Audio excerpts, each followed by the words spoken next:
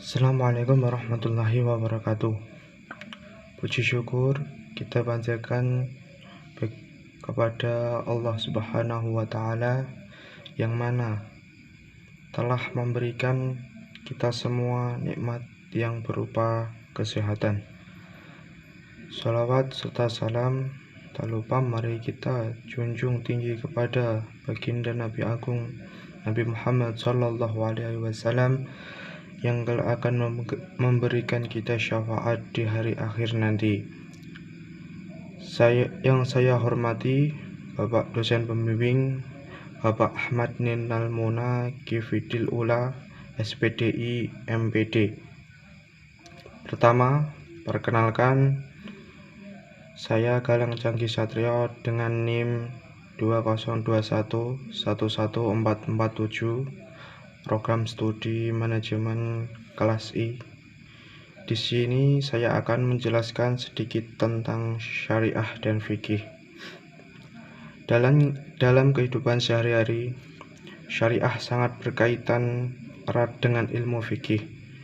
Karena syariah sendiri merupakan landasan fikih, sedangkan fikih merupakan metode ilmu yang memerinci atau menjelaskan lebih detail pada syariah.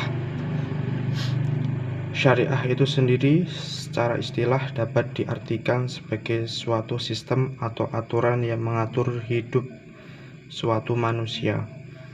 Menurut Imam Abu Muhammad Ali bin Hans dalam kitab Al-Hikam fi Ushul Al-Ahkam, syariah adalah jika terdapat teks yang tidak multitafsir dari Al-Quran, hadis, tahrim Nabi Muhammad SAW, serta para sahabat ataupun konsensus ulama.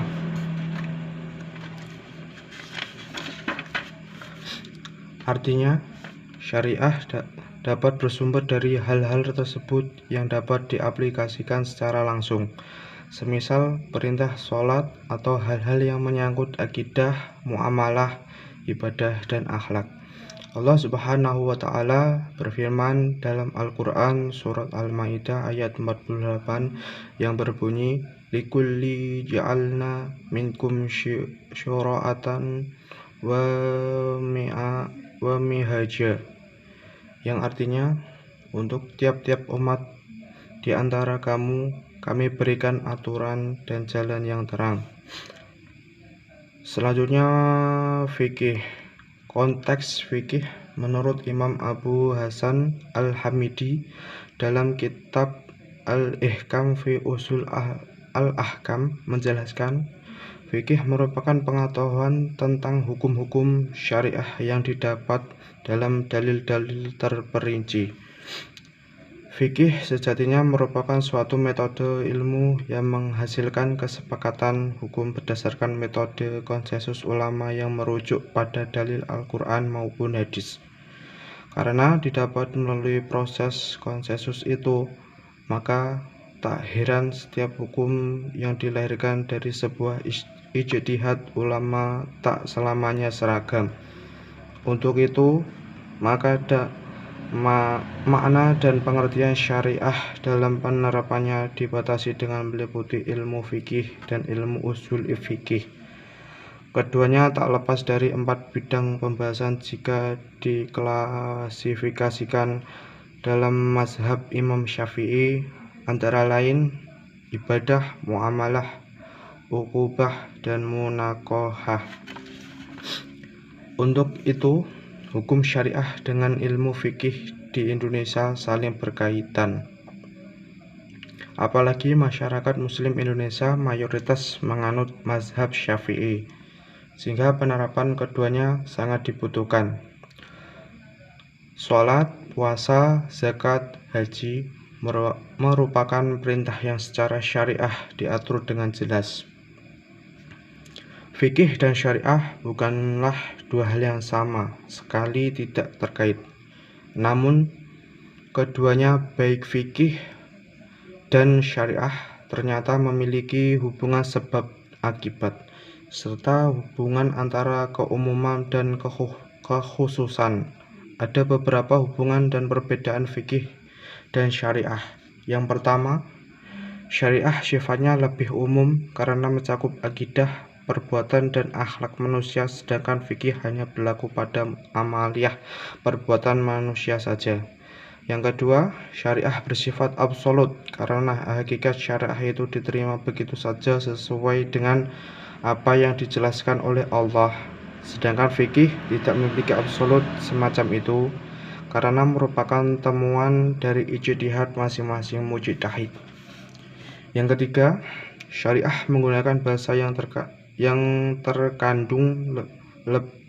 terkadang lebih umum dan membutuhkan yang rincian dari sebuah perintah atau tuntunan, sehingga disinilah peran mujtahid untuk menggali sebuah hukum.